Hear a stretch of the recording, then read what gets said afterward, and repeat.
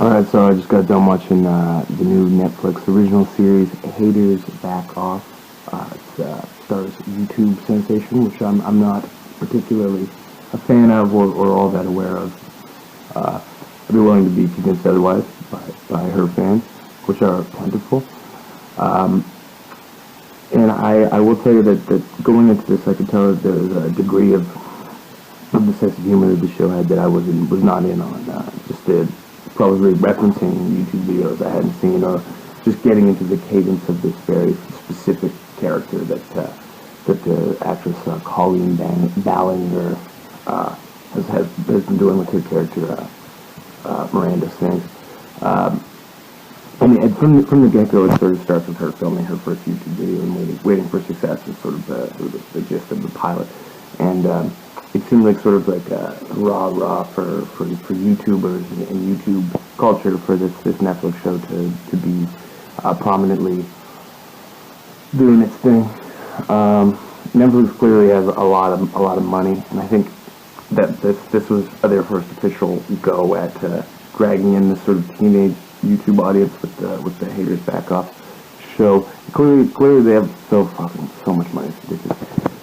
And I think this might be the new theater kid sort of thing that they got going with this Miranda Sings kind of deal. I think the theater kids, especially like teenage sort of. I feel like this appeals maybe to like an 11 to 17 type of demographic. There's a lot of the show has its specific sense of cringe humor down to a conviction. I found it believes in itself, and I'm sure that it appeals to its own fans. She co-stars with her uncle Jim, who's played by I can't remember his name. It's something Small or something like that. And he was on the show Eastbound and Down on HBO, and I'm not sure I've seen him on anything else other than maybe some other Judd Apatow productions.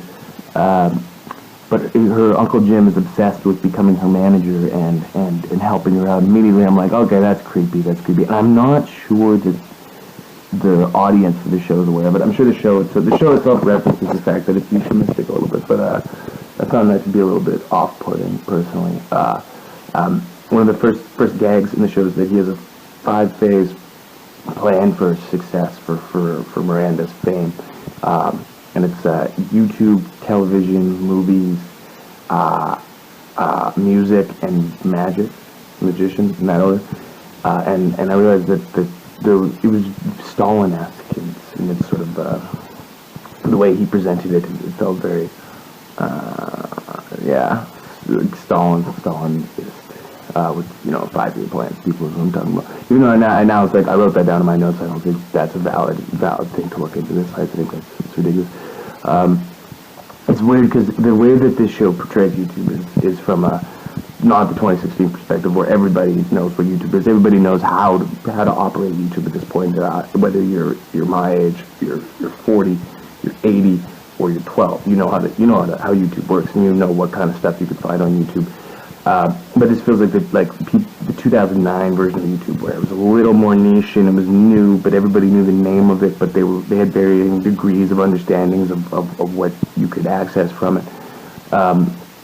Which is strange coming from 2016, written and created by a long-term YouTuber, having this weird, alienatingly late 2000s, late aughts perspective on YouTube. There's a particular gag that I found very, very odd, and I think, again, this may have been something I missed because I don't watch the YouTube shows.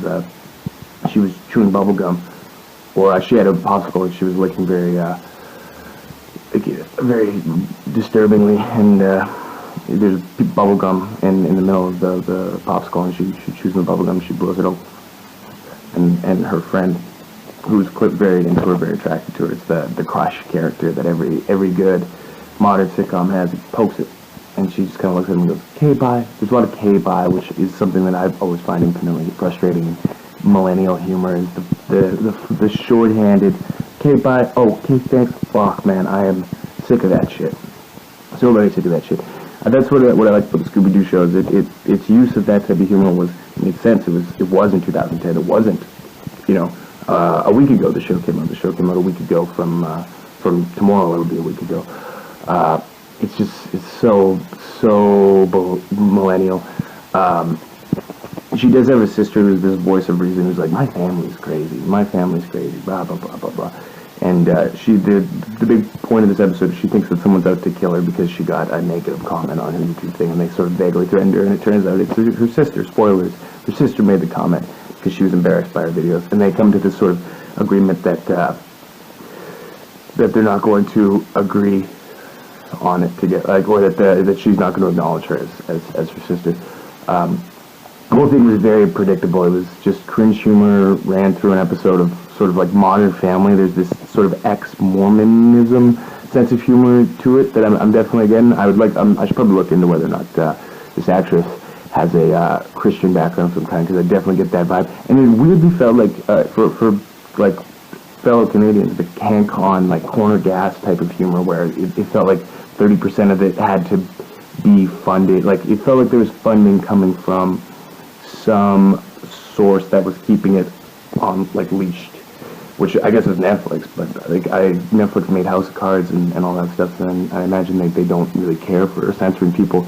I just can't tell how delusional the creators of the show are in terms of their writing, because it's very cringy, and it's intentionally cringy, but the degree of post-irony is something that even I can't pick up on. I can't pick up on what degree of satire it is, and no matter what they're actually going for, it doesn't work, in my personal opinion. But towards the end, I realized that the way that the episode ends is that she continues to get hate and doesn't know how to deal with it, and I think that they could potentially explore the power of accidental YouTube fame and how one would go about doing that going forward with the series. But I have a good feeling we're just going to get a generic sitcom with the cringe levels amped up to a YouTube level. Yeah, there's some good gags despite that. Like nothing, like I really like that bubblegum gag. Her mom has a brace she allegedly has like some kind of specific, probably made up pain in her wrist, but it's everyone claims that, or the voice of reason in the sister claims it's not legit. And she even has like a seductive brace that has left print. That's pretty funny. You know, seductive. The idea of always having a brace on your hand and then having your seductive brace is pretty funny. You know, the morals are inherently good, which I like, because nowadays you'll see a lot of very heavy-handed political overarching morals being pushed into your shows, whereas this is a little more of family values to a degree, which is nice. It's refreshing, but it's really all about, it's called Haters Back Off. The whole show is about how it's okay to not be normal, right? Drama kid, classic drama kid, sort of appeal to it, but through this millennial Modern Family cringe humor. I gotta say that this show is just absolutely fucking awful. It's just absolutely awful, but I am probably gonna watch at least another episode just to see if there's any compelling story to be told. Thanks for watching.